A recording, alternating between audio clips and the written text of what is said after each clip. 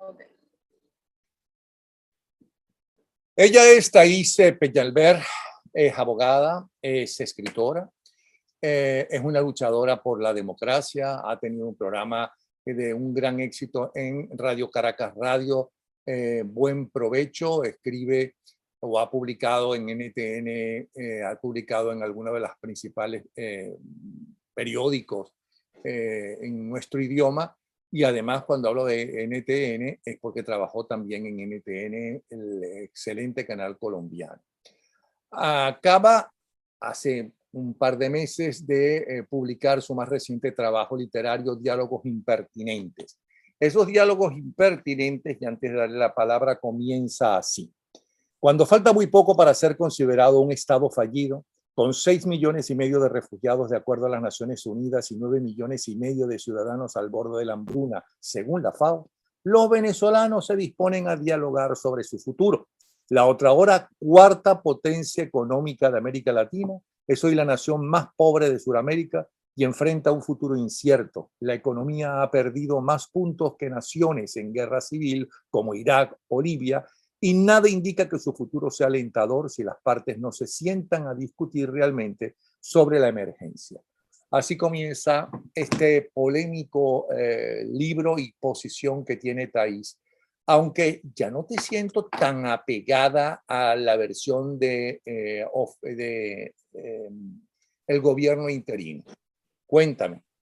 Bienvenida, Thais Peñalver. Hola, Napoleón. Encantada de estar contigo de nuevo.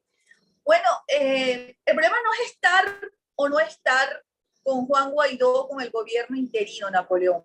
Esas son posiciones muy tercermundistas que yo toda mi vida he rechazado. Ni siquiera cuando yo trabajaba en el extinto Congreso, donde mis jefes eran de diversos partidos políticos. Yo nunca estuve ni con uno ni con el otro. Yo estaba con el Estado, estaba con el Poder Legislativo. De manera que eso de estar o no estar no cabe en mí.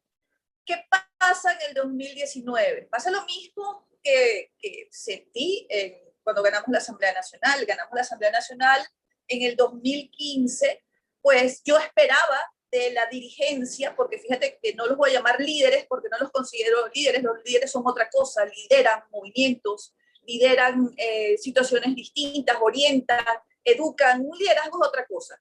La dirigencia recibe el poder legislativo en el 2016 y no estaban preparados para ese momento.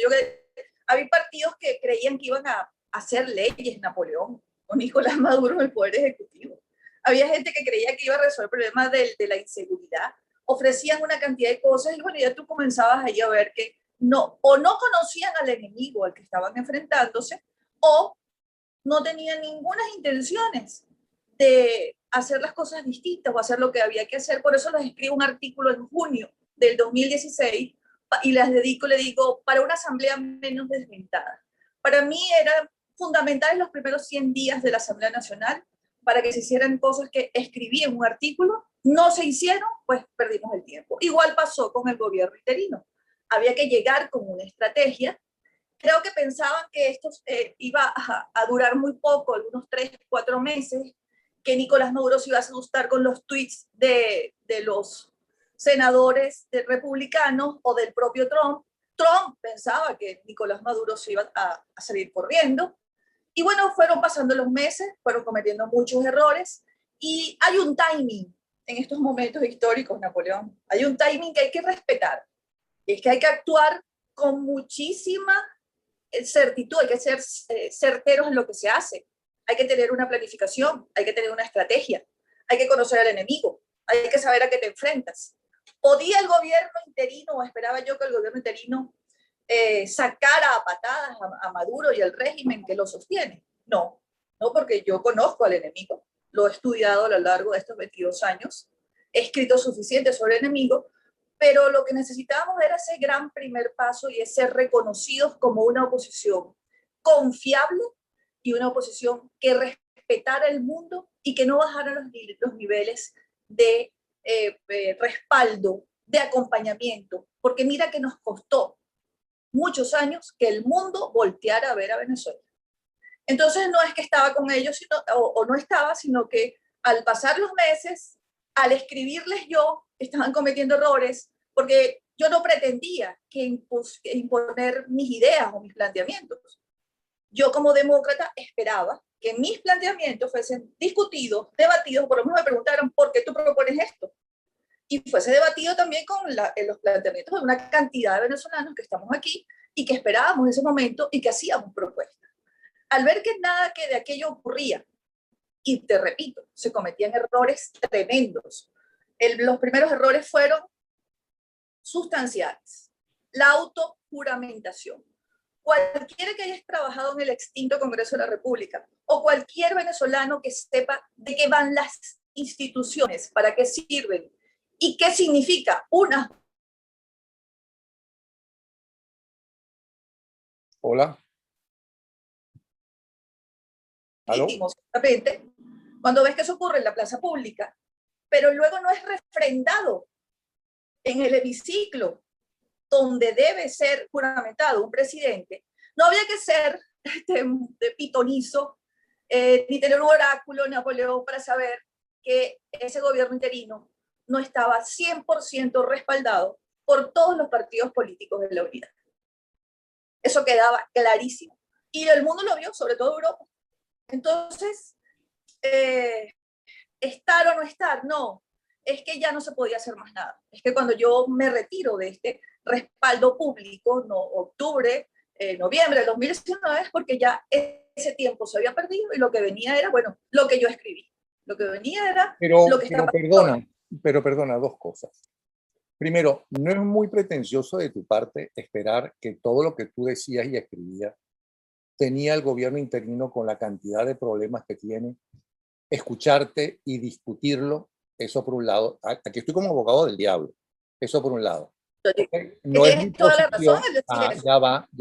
Y lo segundo. Yo te lo puedo decir, yo no pretendía que se impusieran mis ideas, sino que se discutieran las de muchos venezolanos. Berrer Corrales presentó su proyecto, las universidades, las academias. Muchos venezolanos estábamos esperando este momento para tejer esa malla institucional para respaldar al gobierno interino. Ahora, pero tú no crees, y no crees que exactamente porque no está muy claro la posición, eso es lo que te entiendo que acabas de decir, de algunos, muchos o pocos integrantes, tengo que suponer que muchos, porque si no, no tuvieran ese poder que creo entenderte en la Asamblea Nacional, no necesitaba justamente tu apoyo, Guaidó, y la gente que realmente quería luchar por un país diferente.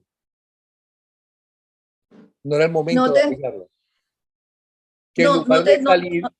Que en lugar de irte, de salir, ¿no? Era cuando más necesitaba el apoyo de la gente que creía en Guaidó y compañía.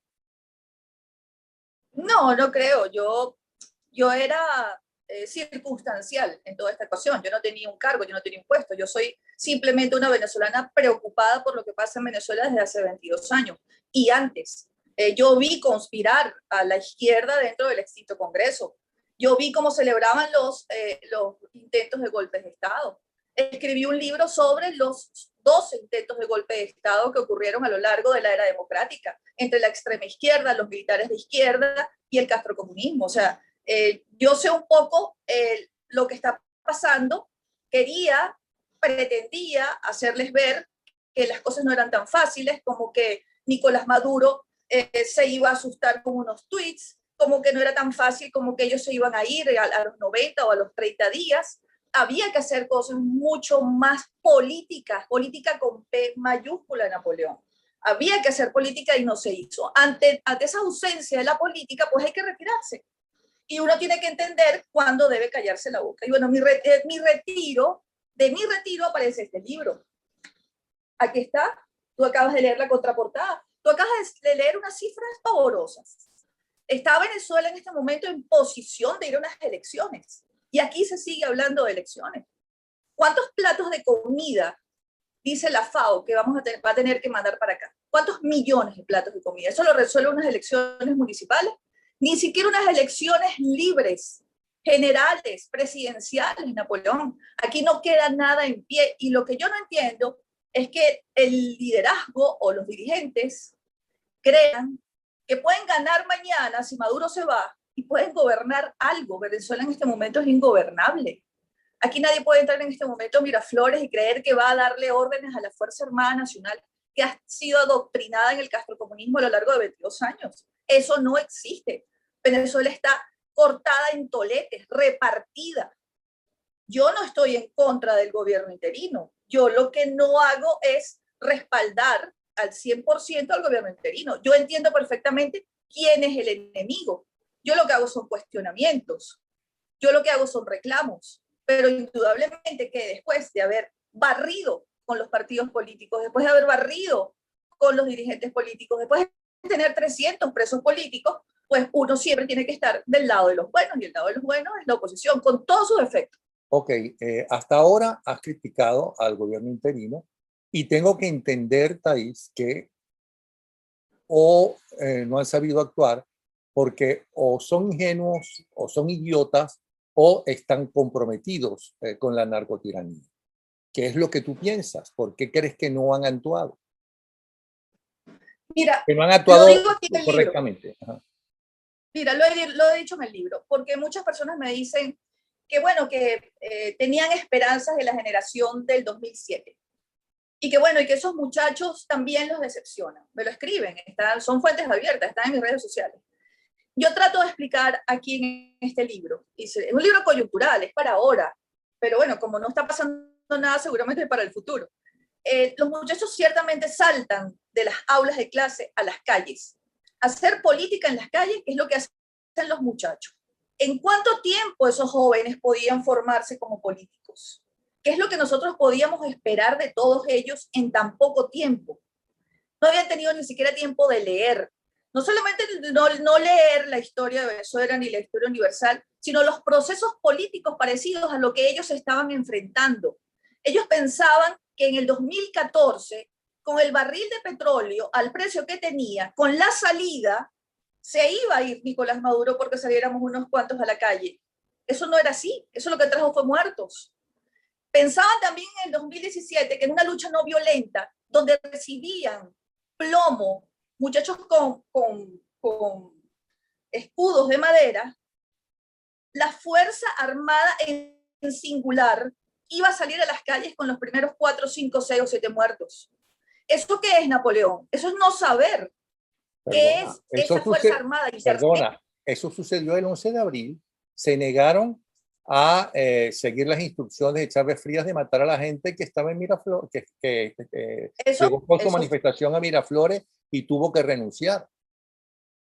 Bueno, yo te invito a que leas una serie de trabajos que hice para el Universal con Francisco Olivares, porque eso que ocurrió el 11 de abril del 2002, además de haber levantado el cuerpo probatorio, hicimos el análisis donde demostramos que ese es el momento en el cual Hugo Chávez decide reestructurar a toda la Fuerza Armada Nacional de inmediato. Cuando regresa, cuando regresó al tercer día, ¿no? Por supuesto, cuando regresa y se salva. Cuando regresa y se salva, él entiende que no todos los militares están con él y que no se va a arriesgar a que le vuelvan a dar un golpe de Estado como el que le dieron. ¿Quiénes son los que dan los golpes de Estado, Napoleón? Son los batallones. ¿Cómo están los batallones en este momento? Atomizados, no hay comandantes, no hay comacates. Todo eso fue destruido por el propio Hugo Chávez después del 2002 y me encanta que tú hagas esa referencia porque me estás dando la razón. Cuando en los cuarteles le rompían en la cara a los diputados el proyecto de ley de amnistía, ¿cuál era el mensaje que le estaban mandando los cuarteles? Señores, a nosotros nos premian por matar estudiantes. A nosotros nos premian por acabar con ustedes. Ustedes son el enemigo. Esas no son las Fuerzas Armadas de West Point, de allí de Estados Unidos, donde tú estás. Esa es la Fuerza Armada adoctrinada por el castrocomunismo. Militares venezolanos del ejército, vestidos con nuestro uniforme del ejército, fueron a Cuba en estos años a formarse para venir a adoctrinarlos a ellos allí. ¿Cuál es el mensaje que te estoy dando en este momento? Que nuestros muchachos, convertidos en políticos de la noche a la mañana, no conocían esa información, no conocían esa realidad. Y entonces así fueron más de 100 muertos en las calles durante el 2017. Y ni un solo militar dejó de dormir esa noche. Pero no me has respondido a la pregunta que te hice, que entiendo que los dirigentes políticos de las diferentes edades, que son los responsables en todo caso de hablar con las naciones democráticas, ya sea apoyando la democracia a través de elecciones o no, da la impresión que no lo han sabido hacer o porque son ingenuos o porque son idiotas o porque son cómplices. Y te pregunto si hay una cuarta opción en la que tú crees de ello. ¿Por qué no lo han logrado? Porque no están preparados. Yo también en este libro digo que estos jóvenes, estos muchachos, en 10 años serán los políticos que necesita Venezuela. Okay, Todavía no estaban preparados. Yo no creo que sean cohabitadores. Bueno, los que se han vendido públicamente, todo el mundo lo sabe. Creo que no le dieron suficiente importancia a ese enemigo que tenía muchos años planificando asaltar el poder en Venezuela, que ya tiene 22 años. Creo que no entendieron a qué se estaban enfrentando y todavía creo que no lo entienden. Cuando van a esa negociación ahora a México, imagínate, necesitan buscar un país neutral, deberían buscar un país Cuba, neutral. Como Santos. Sí, bueno, sí, que les queda más cerca. Nicaragua, pues, mira, por favor, no, mi planteamiento es este, Napoleón. Ya va, antes yo de creo que llegó el momento. Antes de tu planteamiento, porque la gente se está preguntando, sí, todo lo sabemos, pero ¿cuál es la salida? Pero antes de eso, antes de eso. Hoy justamente analizando, porque estoy haciendo dos trabajos al mismo tiempo. Conversaciones largas con gente como tú, talentosa, especialista, conocedora, y por otro lado, agarrar la primera página, tomar la primera página de un día como hoy, en diferentes años, en diferentes décadas, y la noticia más importante que la analice un especialista para entenderla. En el año 1962, el 31 de mayo, el principal titular tenía que ver con la decisión de cómo iba a ser la política económica del gobierno, era Rómulo Betancourt el presidente, según la tan aplaudida Constitución de 1961. Y el economista Alexander Guerrero, ¿no?, hace un análisis y dice, bueno, que exactamente eso era una cosa socialista, que es el inicio justamente y que ahí se sembró lo que 40 años después sería el socialismo del siglo XXI. En dos palabras, aunque no lo dijo claramente, ¿okay?, dijo que Betancourt, que a quien llaman el padre de la democracia, es el padre del socialismo del siglo XXI. Del siglo XXI, eso lo dijo él, aunque te duela. Pues, y está grabado. Eso lo puede decir. Entonces, pero eso viene a cuento por lo siguiente. Guerrero, ya va. Respeto, te doy la razón, es verdad, para que sepas, yo estoy de acuerdo. Pero y lo digo aquí en el libro, pero me voy hacia atrás. En mi libro me voy hacia atrás. No solamente comienza con la Constitución del 61 que yo defiendo a capa y espada, y fue con lo único que me arropé cuando llegó la revolución al Congreso, sino que yo en este libro me voy mucho más atrás. Mucho más atrás. Es el socialismo. Es lo que nos tiene hoy paralizados. Es lo que nos tiene petrificados. Es lo que tiene influenciados a estos muchachos de los que estamos hablando. Pero no me dejaste hacerte la pregunta. Termina. La pregunta es, los muchachos de ahora y los no tan muchachos de ahora, que es la generación que perdió la democracia, ¿ok? Los que perdieron la democracia, que no son los muchachos de ahora, no es Leopoldo López, no es Guaidó, no es Capriles y demás. Los que perdieron la democracia son los dirigentes de ADECO, PEI y el MAS, fundamentalmente, ¿ok? Que no supieron gobernar o no supieron interpretar o escuchar al pueblo, y llegó el flautista de Amelín, ¿ok? Y la gente votó por el flautista de Amelín, perfecto. Pero estos muchachos y los no tan muchachos se formaron en un país de ideas socialistas. Entonces, ¿qué es lo que tú estás esperando de ellos si lo que han escuchado hasta ahora son ideas socialistas, no ideas de narcodictadura ni nada de eso? Y además, se han educado con políticos buenos, malos, regulares, unos honestos, otros menos deshonestos. Tampoco Pero ayudó, con políticos, eso tampoco ayudó. ajá, Eso tampoco ayudó. pero con políticos, por lo tanto, ellos no saben tratar, aparentemente, aunque han pasado demasiado tiempo para que no aprendan, si es que no aprendieron, con narcotraficantes, que esa gente de Miraflores no son políticos, ¿no? Son unos delincuentes narcotraficantes. Esa es la pregunta que te hago. Bueno, quizás no les ha dado tiempo de leer y yo no los estoy responsabilizando. Digo que más al contrario, digo que van a ser buenos políticos porque les ha tocado muy duro, les ha tocado muy fuerte. Es lo que le tocó más o menos a Rómulo Betancourt y a su generación. Rómulo Betancourt nos saltó el 28 a gobernar a Venezuela.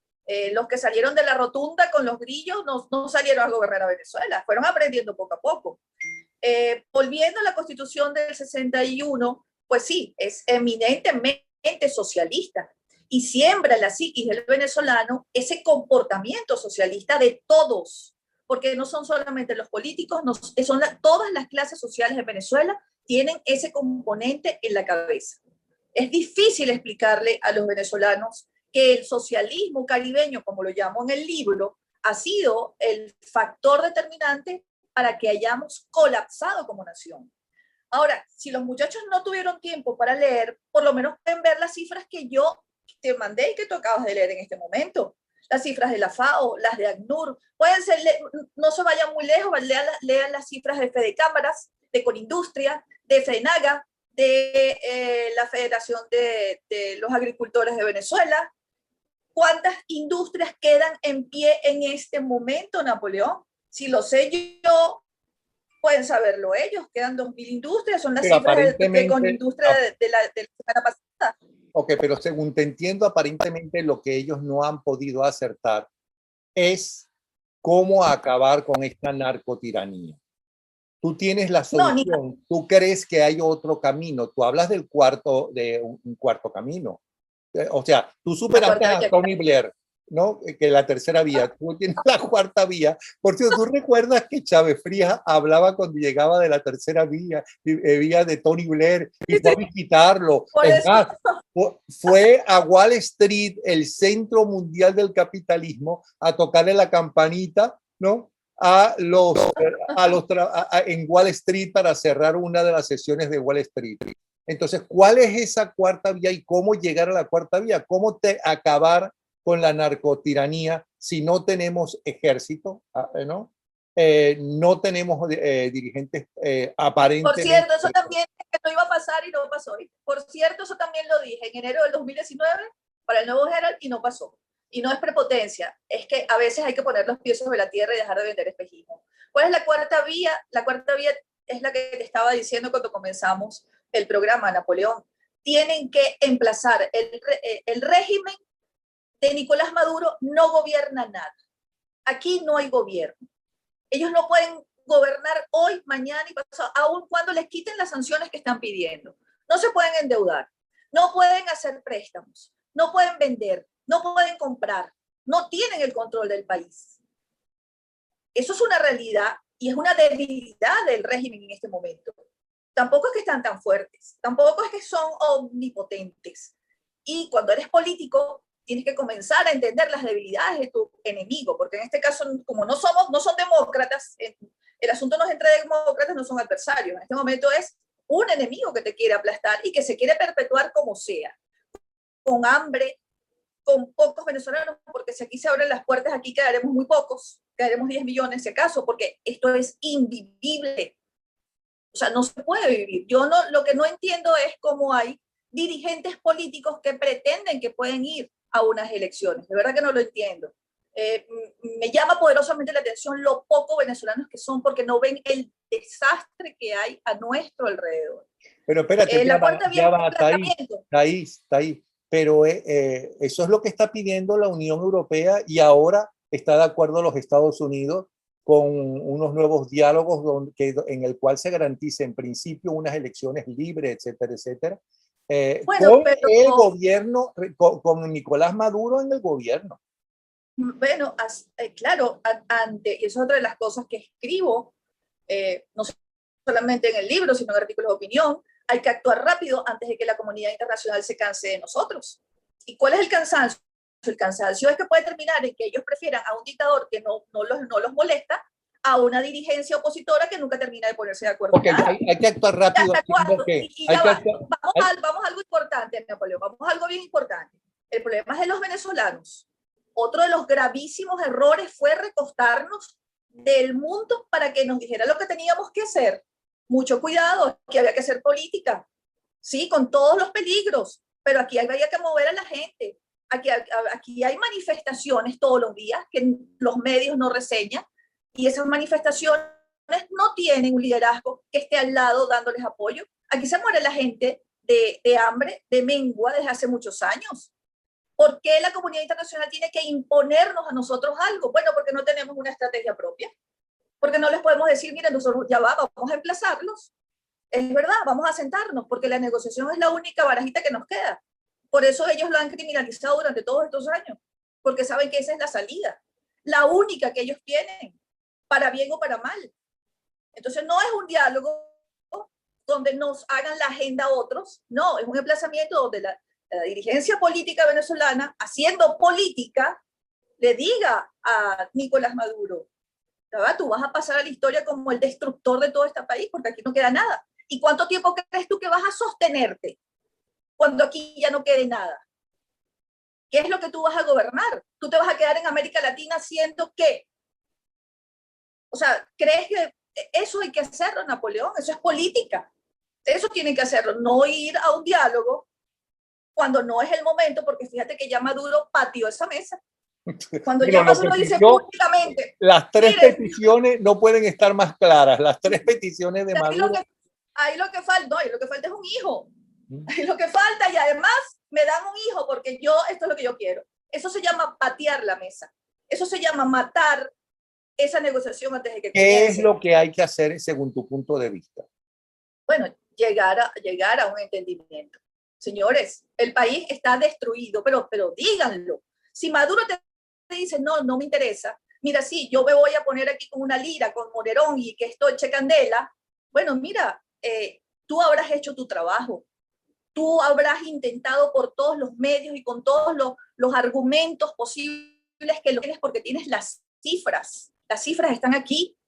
O sea, el país se va a acabar, o entonces, si Maduro te dice que no, tú tienes que decirle a esos países que tienen tu dinero congelado, señores, gracias por el respaldo, prepárense para recibir oleadas y oleadas de venezolanos, y con nuestros dineros, por favor, los reciben, los esperan allá y los ayudan. Eso es lo que queda, aquí no queda más nada.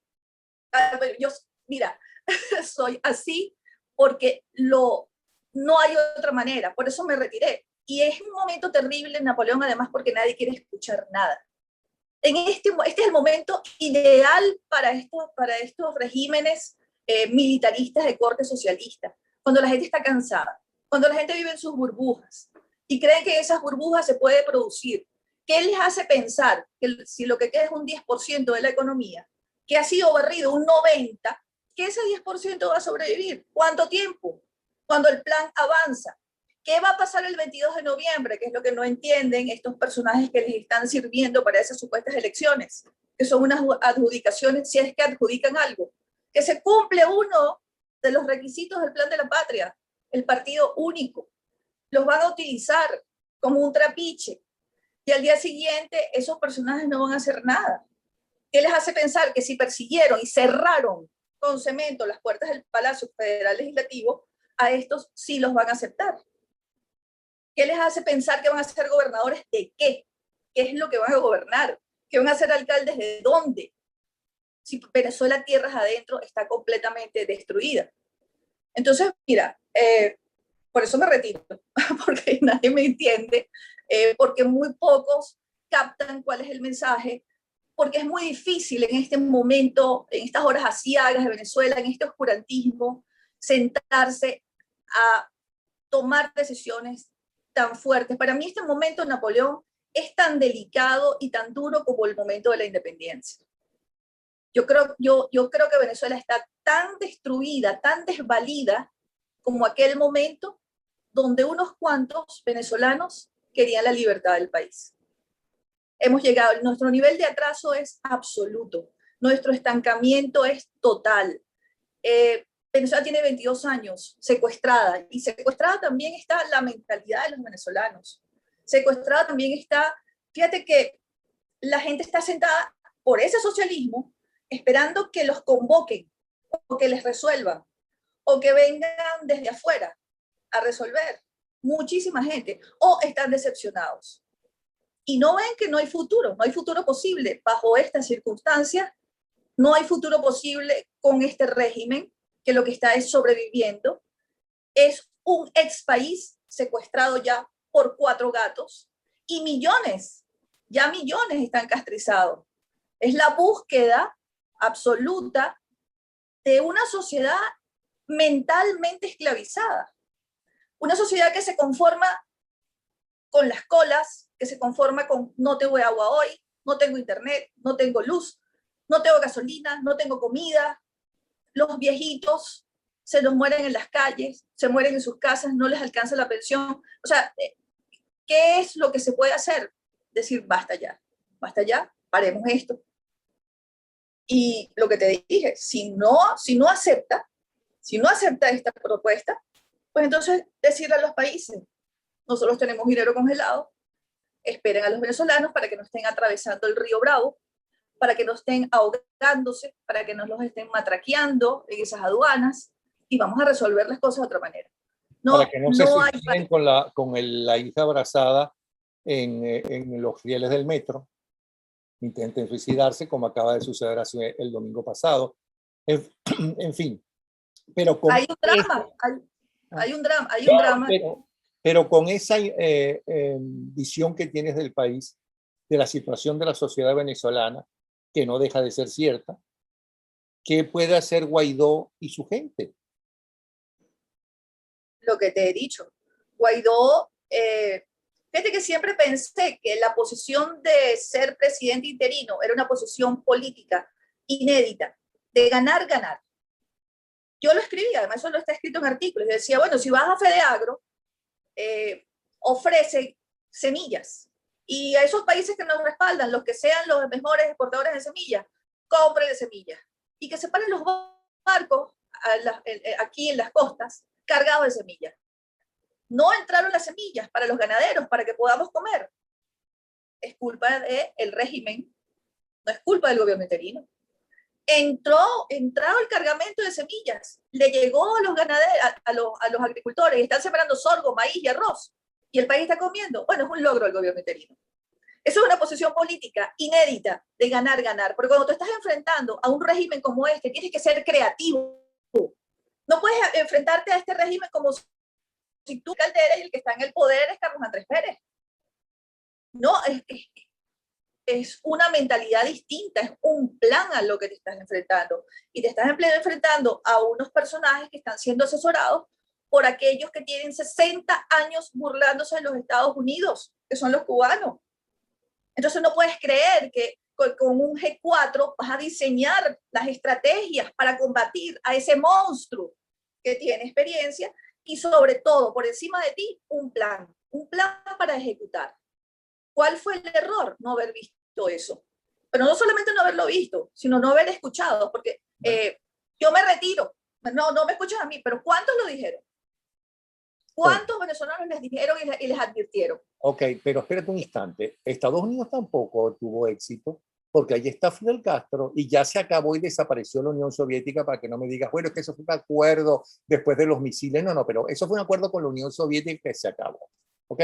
Ahí está la DEA, no pudo con la FARC y con el ELN, porque siguen. Es verdad que le dieron un golpe durísimo, pero ahí están, vivitos y coleando, y ahora en Colombia y en Venezuela, en los dos sitios. Entonces, yo sí creo que han escuchado a los Estados Unidos. Ahí estaba Trump, ya que lo mencionaste, diciendo todas las posiciones están sobre la mesa. ¿Ok? Como diciendo que la intervención estaba sobre la mesa cuando él sabía que no estaba sobre la mesa. Perfecto. Ok, pero una forma de asustar, pero tampoco resultó. Ahora, lo que sí los ha afectado son las sanciones que están haciendo desde la época de Bush. Cada vez mayores son las sanciones más grandes son las sanciones porque cada vez se hunde más el país. Cada gobierno encuentra. Es más, el Biden vicepresidente, ¿no? Conoció una Venezuela, ¿no? Mejor que el Biden presidente de ahora. Ahora estamos todavía muchísimo peor que cuando Obama y muchísimo peor que cuando Bush. ¿Me explico?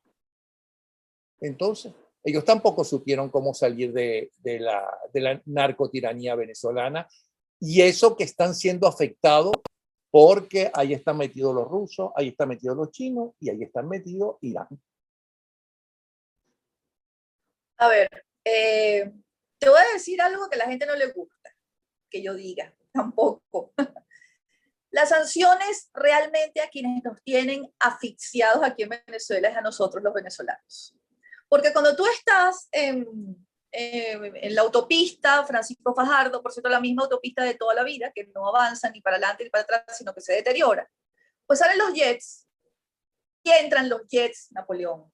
Eso es comida, eso es viaje, eso es familia que va y viene. Te voy a decir algo, las sanciones, cuando no son específicas y ejemplarizantes, no ayudan a que salgan los regímenes totalitarios. Y eso, en eso Estados Unidos tiene una gran experiencia. Decretar sanciones por decretarlas, que de paso las sanciones no son diseñadas para los gobiernos, son diseñadas para que los Estados Unidos desde hace mucho tiempo limpie su sistema financiero de mafias, drogas y todo tipo de dinero mal habido, delincuencial, que no utilicen ese sistema para lavarlo. En el 2014 se aprueba la ley de sanciones para Venezuela, pero ya antes habían habido otros sancionados. ¿Qué se logró con la ley de sanciones que luego la convierte Obama en una orden ejecutiva? Duraba 2 años, luego se ha ido prorrogando. Allí se sancionaban a los violadores de los derechos humanos, a los corruptos del chavismo y a los medios de comunicación en su tercera fase, porque yo hice un análisis de esa ley. ¿En qué ha afectado al régimen de Nicolás Maduro? Te pregunto yo a ti, las sanciones. ¿Tú sabes lo que le hicieron? Le dieron la retórica ideal.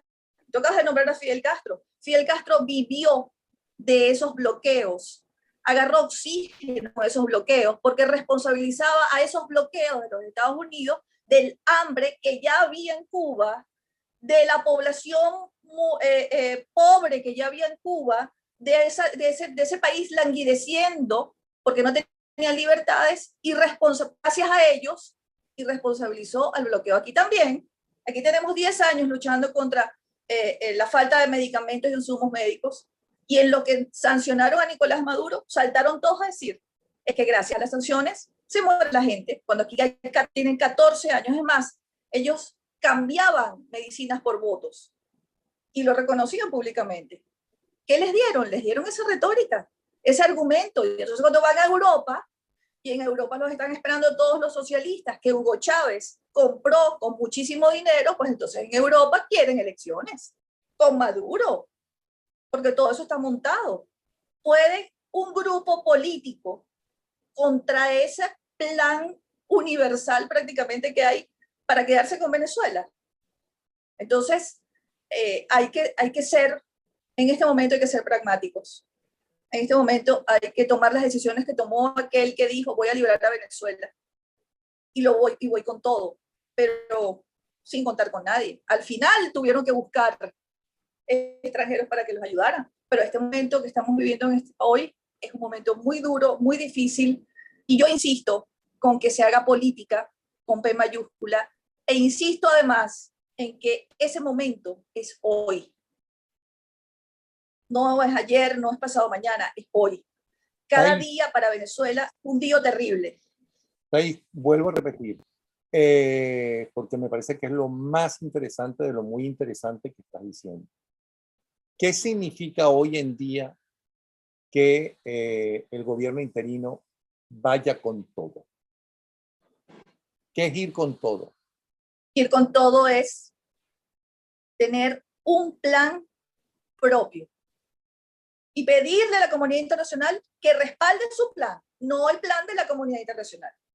La comunidad internacional, acuérdate de Ruanda, cuando llega el secretario general de la ONU a Ruanda a contar muertos, le pregunta a Ignatieff, el periodista, y le dice, ¿por qué ustedes siempre llegan a contar muertos? Y le responde el secretario general en aquel momento y le dice, pues porque las naciones, que son las naciones que dan dinero, que son las naciones que mantienen a estos pueblos, están cansadas de estos países que no saben valerse por sí mismos. Y ese es el desgaste al que está jugando el régimen, Napoleón, al desgaste nuestro, al desgaste de la comunidad internacional y a que digan, sí, váyanse a esas elecciones libres, vayan y hagan su CNE y al final del día, quien va a ganar es Nicolás Maduro. El partido PSUV, que va a ser el único partido que vaya a existir aquí, te acordarás de mí. Es más, entrevístame el 22 de noviembre para que tú veas qué es lo que te estoy diciendo, ¿verdad? Y después me entrevistas antes de diciembre para que tú veas que todos esos personajes los pasaron por un trapiche y terminaron siendo un bagazo como... Bueno, claro que te ¿Qué va a entrevistaré. pasar? Eso está escrito, Napoleón, y tú lo sabes. En Bueno, un clic, son fuentes abiertas, el plan de la patria. Eso está escrito, yo no lo estoy inventando. Lo que pasa es que yo lo digo. tu libro se llama, el más reciente y que consiguen en Amazon, por cierto, no lo hemos dicho, y que ustedes están viendo la carátula allá abajo todo el tiempo. La están viendo todo el tiempo. Ah, Se sí, llama ok, Diálogos Impertinentes. ¿Por qué son impertinentes? ¿Quién fue el más impertinente de todos con los cuales tuviste esos diálogos? Porque ahí estaba un montón de gente. Ahí estaba Daniel Lara Farías, ahí estaba Jaime Nestares, hay un gentío, pues. Ajá, cuéntame. ¿Quién fue el más esos son los, impertinente y por qué? ¿O esos fuiste son tú la los, impertinente? Ajá. sabes que las preguntas no fueron tan impertinentes, pero es que te voy a explicar. Esas son las preguntas reales, porque el libro casi todo es un consejo editorial imaginario que diseño yo como un modelo literario nuevo, ¿no? El consejo editorial imaginario, conformado por 3 periodistas, que casi siempre está influenciado por mis amigos periodistas con quienes he hablado durante todos estos años sobre Venezuela y hemos compartido horas y horas y horas preocupados por el país. Ese consejo editorial me hace preguntas muy impertinentes. Luego, al final, yo le pido a mis amigos, como es mi despedida, como es el cierre de toda esta angustia política por Venezuela, le pido a amigos reales que me hagan una pregunta. Ellos, muy respetuosamente, por ejemplo, Daniel Lara Farías, que me conoce mucho, me pregunta qué cargo hubiese aceptado yo en el Poder Legislativo, en el Poder Ejecutivo, perdón, o sea, de ganar un presidente demócrata.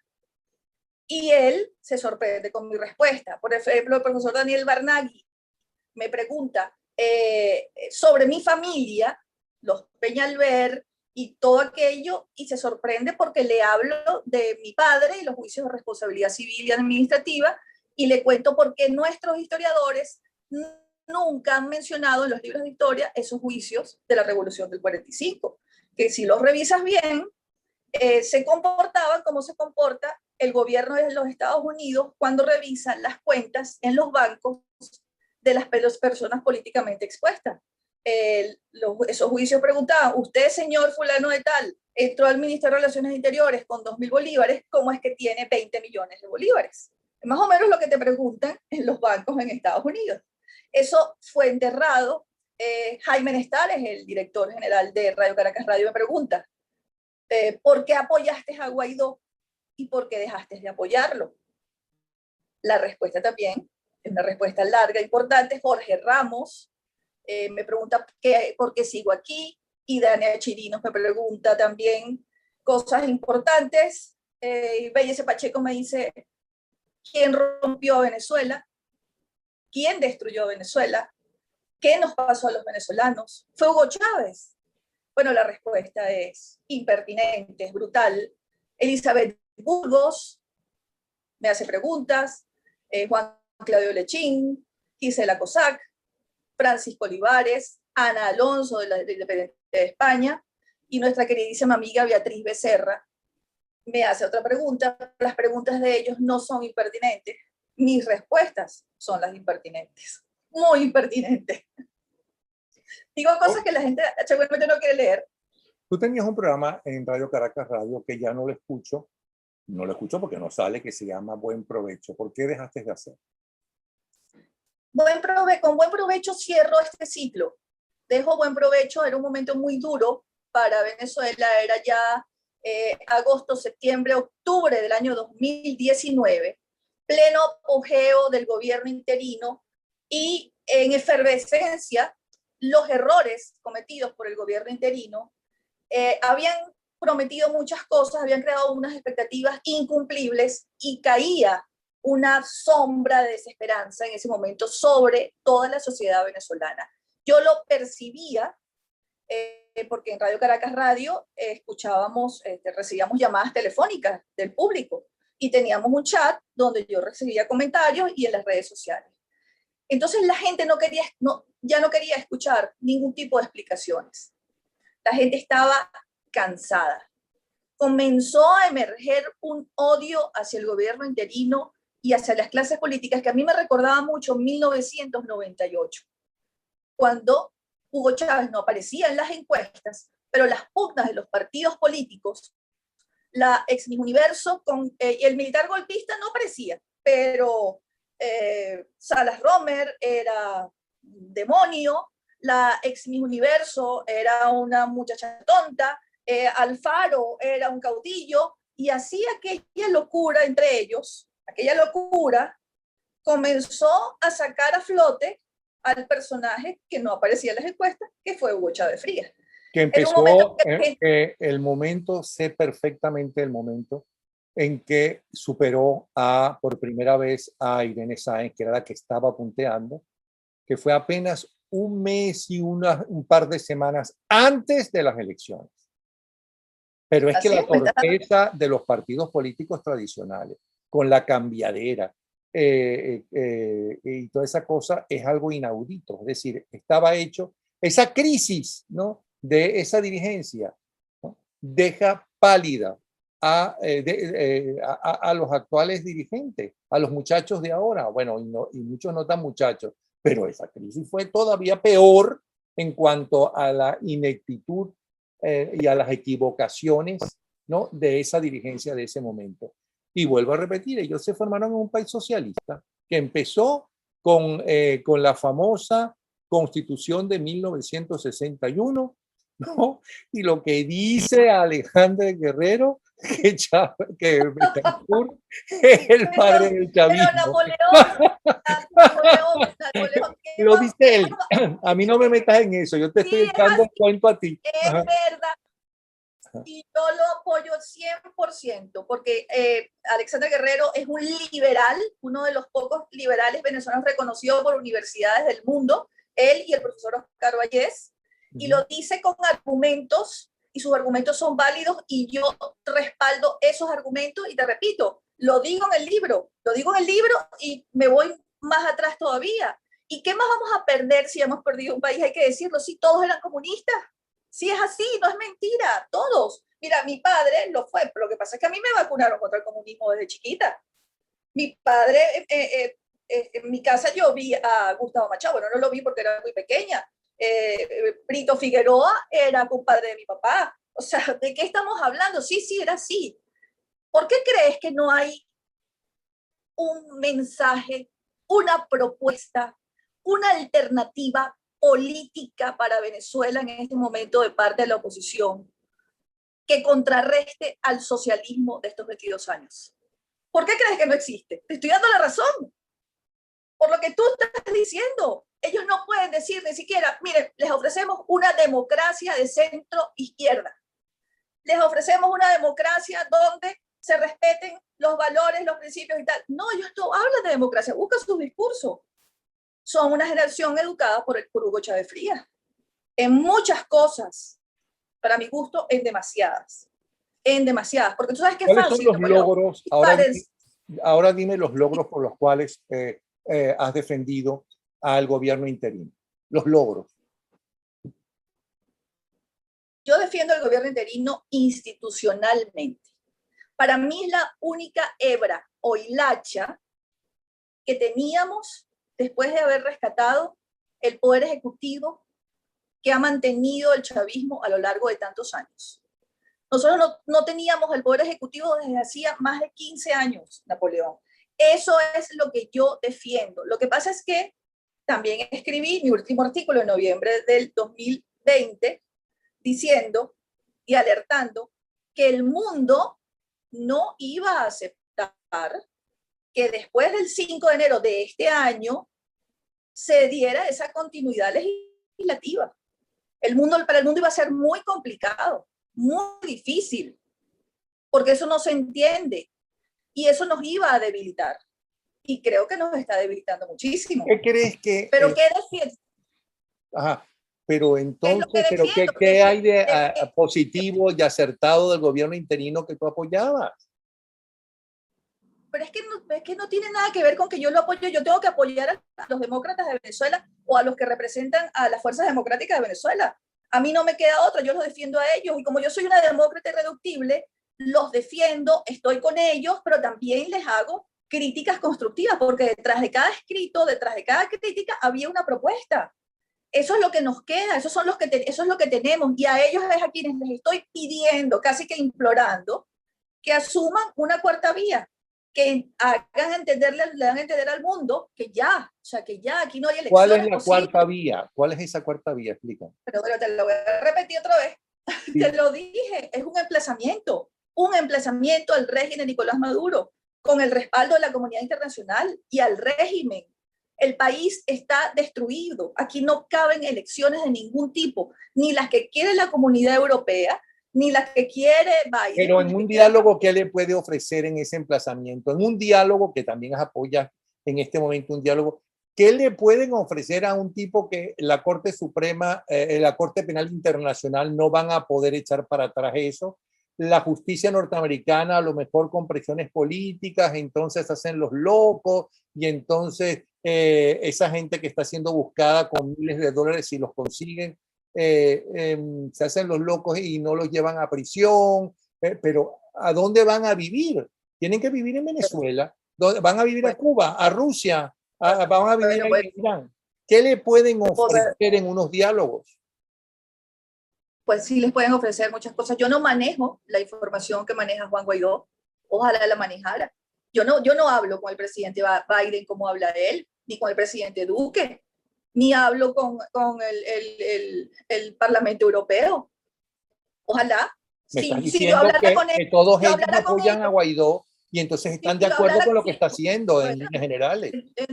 Entonces diciéndote esto, lo que te quiero decir es que él debe hacer otro tipo de planteamiento, muy distinto a los que hacen ellos, porque es que desde afuera se está viendo con otra óptica Venezuela. Venezuela ya no existe, Napoleón.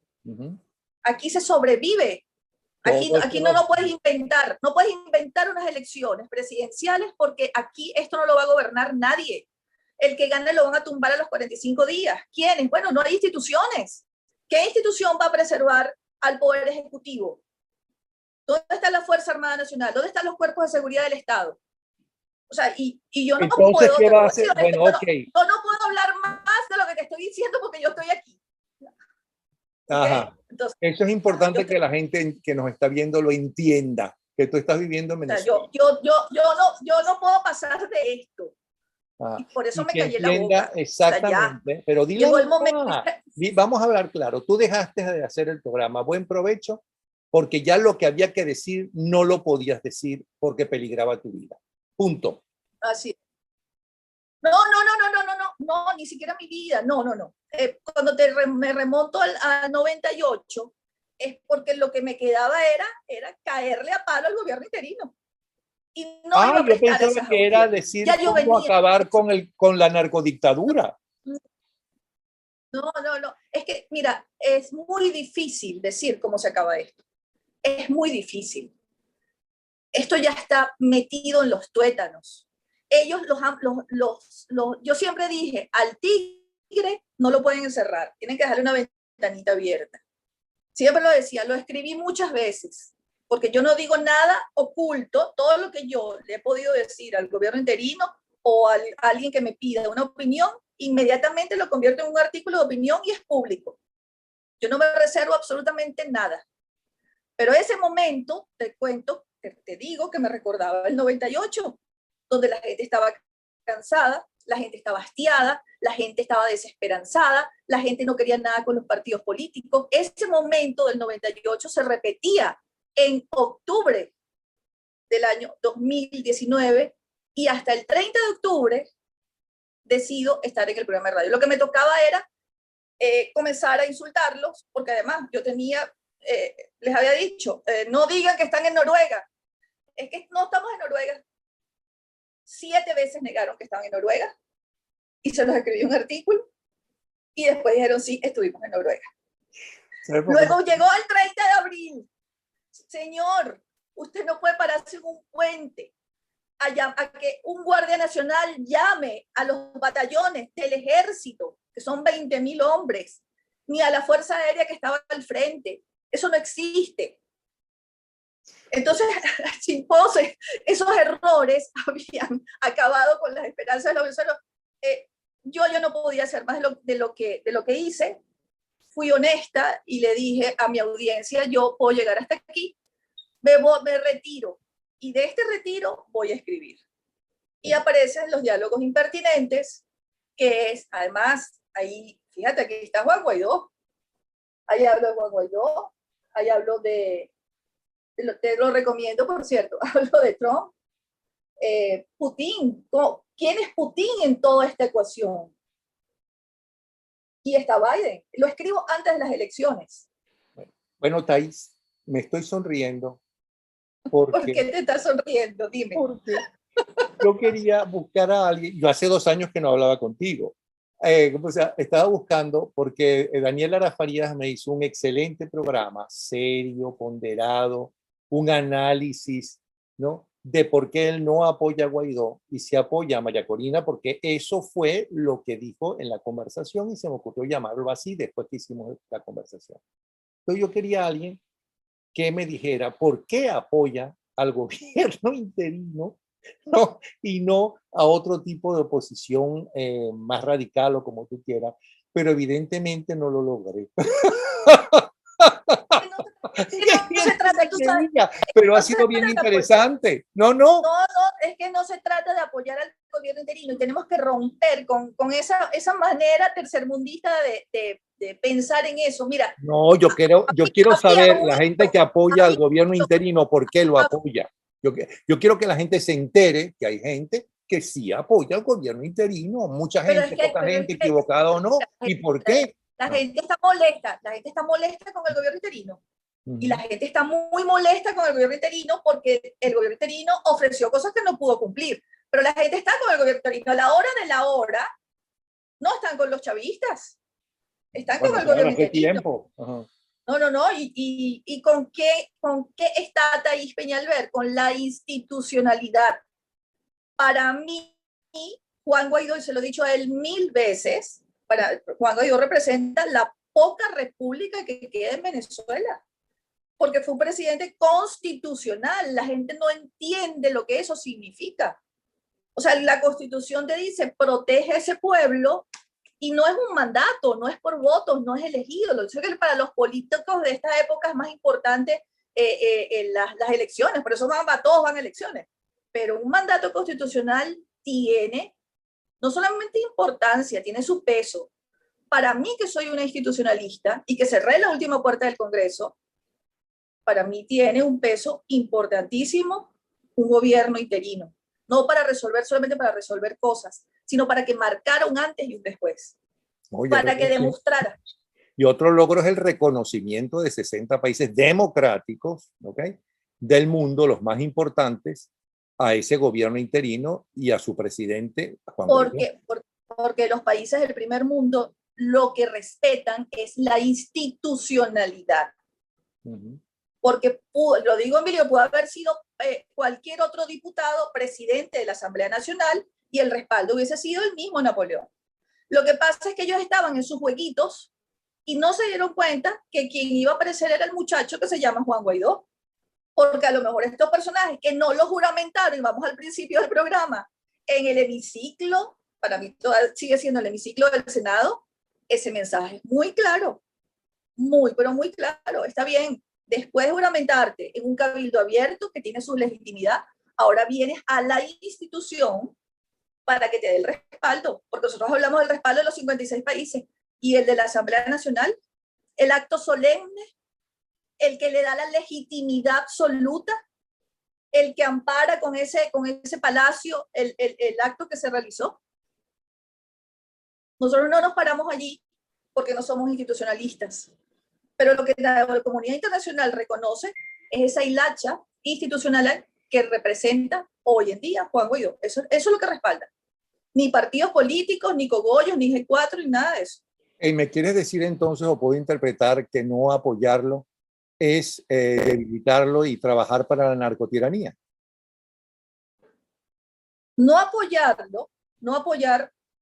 Lo que pasa es que es complicado pedirle a la gente eso cuando están pasando hambre. Yo no te estoy diciendo si es complicado o no pedirle eso a la gente. Tú, según te pero entiendo, yo sí te lo estoy diciendo. según te entiendo, Yo sí te lo estoy diciendo. Yo sí te lo estoy diciendo. Es complicado decirle a la señora que está en una cola a las 3 de la mañana en la Río de Janeiro, con su bebé para la gasolina, mira, tienes que confiar. Tienes que confiar cuando te ofrecieron villas y Castillas y no le cumplieron. Es muy complicado. bueno, entonces te cambio la pregunta. ¿Quieres decir entonces que esos dirigentes que no apoyan abiertamente la unidad alrededor del presidente interino y el G4, que son los reconocidos internacionalmente, que son constitucionalmente los legales, están trabajando para el enemigo, trabajan para la narcotiranía?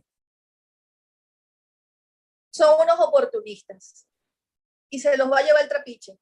Y también les escribí, creen que son cálculos políticos.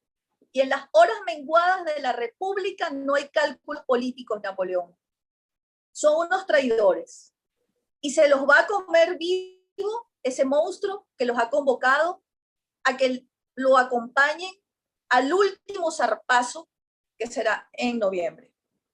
Esos personajes creen que están haciendo cálculos políticos y ojalá escuchen este programa, pues se los voy a decir de viva voz, no son cálculos políticos. La política no es eso. La política es el arte de hacer el bien por los demás. La política es pasión, la política es coadyuvar al bien común. La política es construir una gran nación. La política es decir las cosas como son y darle un parado a todo esto. No navegar en las aguas putrefactas de los que tienen secuestrado a Venezuela. Pero ellos te pueden responder, pero si ella ha pasado una hora metiéndose y con el gobierno interino todo el tiempo, habló en contra del gobierno interino todo el tiempo, bueno, pues nosotros pensamos casi como ella y entonces no podemos, así como ella no apoya esa posición, esas posiciones que tuvo el gobierno por equivocada y porque no por aparentemente no conocer la realidad, porque no, aparentemente no están formados para eso, nosotros tampoco la apoyamos, dirán ellos. Bueno, pero no los apoyas, pero te vas con el enemigo. Sí, yo no me he ido con el enemigo, yo estoy aquí. Yo hago mis cuestionamientos porque yo soy una demócrata, yo nací en un hogar de demócratas, yo sé lo que es la democracia. Yo te puedo describir cuáles son todos los indicadores de la democracia, te lo puedo de memoria, me lo sé. Pero yo no me voy a ir con el enemigo, no me voy a ir con ellos a unas elecciones, no me voy a inscribir en un partido que ellos me regalen. Eso es muy distinto. Pero una no cosa es que todos. yo diga. Bueno, pero tampoco generalices. No son todos los que no están con el gobierno interino los que van a ir a elecciones, No, no los que se robaron con ayuda, con la ayuda en narcotiranía los nombres de los partidos. No son todos. Es una minoría los que hicieron eso. ¿Y quiénes son? ¿Quiénes son? Bueno, todo el mundo los conoce, claro. Los únicos que pueden ir, los únicos que pueden bueno, ir, claro. son una minoría. Claro que son una minoría, pero son los únicos que pueden ir a unas elecciones, porque los 4 partidos que aglutinan a más de 6 millones de votantes, primero, esos 6 millones de votantes no están en Venezuela. Y segundo, esos 4 partidos están inhabilitados. Así es muy fácil ser político. Inhabilítame los tipos que me van a ganar y me van a quitar las curules y me van a quitar las gobernaciones y las alcaldías, que yo voy de héroe y de patriota y de libertador a acompañar al régimen a unas elecciones para que sean un partido único. Son cosas completamente distintas, porque los venezolanos que están en el exterior no pueden votar, ninguno. Y hace poco reconoció uno de los supuestos rectores que hay más de 1000 inhabilitados administrativamente y que algunos, entonces son piezas de canje. O sea, entonces ellos cuestionan a Guaidó y hacen cálculos políticos y se van con el régimen. No, no es lo mismo. Yo cuestiono al gobierno interino, les escribo un libro, les hago recomendaciones, les digo lo que deberían hacer y les entrego un ejemplar.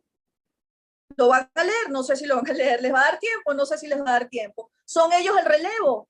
No sé si sean ellos el relevo. ¿Serán los políticos de mañana? Quizás. Pero este momento, esta es una hora menguada. Y repito, no es para elecciones de ningún tipo. O sea que tenemos mañana. ¿Tú crees que tenemos mañana entonces? Mira, el futuro es hoy. No es que tenemos mañana, que el futuro es hoy. Pero tienen que hacer política, como la política que hacía mi padre, que hacían mis tíos, que hacían los tipos que armaron a esta república. Política. No dejarse llevar por los que ven desde afuera otra cosa. No, no, no, hay que hacer política. Y la política sí, tienes que sentarte con tu enemigo al frente y emplazarlo con las cámaras de televisión públicamente. Hey, ¿se van a quedar con los 10 millones? ¿O ustedes quieren formar parte de esa reestructuración que hay que hacer urgentemente porque se nos está muriendo la gente? Así hablan los políticos. Bueno, yo sé que no te convencí mucho. Tienes cara de que no estás convencido. No, me pareció muy interesante todo lo que has hablado, pero yo pensaba titular ¿por qué Thais Peñalver apoya al gobierno interino? Para que se metiera la gente contigo, no conmigo, que me obligaste a hacerte preguntas. Mira, ya se metieron, pero ¿por qué ya se metieron? Tú no sabes lo que me cayó. A mí me cayó la bola negra. Mira, me cayó la bola negra cuando llamaba a votar para las legislativas, para el Poder Legislativo. Thais está vendida porque está llamando para que voten por la Asamblea Nacional. Luego estaba vendida porque respaldaba aquel, para mí era el renacer del Poder Legislativo. Yo soy formada en el Poder Legislativo. Yo fui funcionario de carrera legislativa, sin jubilación, sin nada, porque lo perdí todo durante 20 años. Entonces yo sé lo que significa el Poder Legislativo. Luego me llamaron vendida porque apoyé al gobierno interior. Tú estás con Guaidó, me decía la gente. Ese tú estás con Guaidó para mí es tan, pero tan tercermundista que antes me molestaba, ahora lo que me da risa. Yo nunca he estado con nadie. Yo estoy con Venezuela. Este es mi país. Esta es la tierra donde yo nací. Mi papá y mi mamá me enseñaron a amar este país. Y por eso sigo aquí. O sea, no se lo voy a regalar a nadie. Sigo luchando. O sea, yo no estoy con nadie. Yo estoy con Venezuela. Mi lealtad, Napoleón, no es con el gobierno interino. Mi lealtad es con Venezuela. Y todo aquel que le haga bien a Venezuela contará conmigo. Es así como yo lo resumo, porque a mí no me cuadra eso de tú estás con ni estás en contra. No, no, no. Yo soy institucionalista y por eso me dolió tanto cerrar la última puerta del Congreso bicameral. Y ese mismo día me habían ofrecido una cajita feliz para que me fuera, porque no me quería ir, pero ¿para dónde me iba yo? Yo había trabajado toda la vida ahí. Y le fui a responder desde el Universal. La cajita feliz me ofrecía una jubilación a mis 38 años, un super sueldo que iba a seguir aumentando cada vez que subieran los sueldos, seguro, todo lo que te puedes imaginar. Y les respondí desde el Universal, primera página. No, señores, no puedo aceptar esa jubilación porque sería ilegal. Segundo, no me pueden convertir en la jubilada más joven de Venezuela, porque eso no es correcto. Y ahí comenzaron las persecuciones. Y le quitaron a mi papá el seguro, estando en terapia intensiva en una clínica, para castigarme. Desde ese momento estoy yo en esto. O sea que yo no es que estoy con o no estoy con. Eso para mí no tiene ningún sentido. Yo estoy con Venezuela. Mi lealtad es con mi país. Perfecto. Abogada, analista, escritora, periodista también, y sus análisis aparecen en algunos de los periódicos más interesantes, más importantes en el idioma, nuestro idioma. Gracias, Thais Peñalver. Y ya saben, gracias. Ahí tienen ustedes el título de su más reciente trabajo, Diálogos Impertinentes, algunos de los cuales escuchamos hoy. alguna de las respuestas de estos diálogos que escuchamos hoy. No se los pierdan, lo consiguen en Amazon. ¿Está bien? Muy Okay. bien. Está en Amazon. Además se ¿cómo se llama? Autoinvitó para el 22 de noviembre, no, yo diría el 23 de noviembre. Para el 23. Bueno, el 23. Ya tú vas a ver tú vas a ver que tienes razón, Napoleón. Ok, un abrazo. Gracias, encantada. Los quiero mucho. Saludos, Ángela. Beso Igual. grande. Chao, hasta luego. Chao.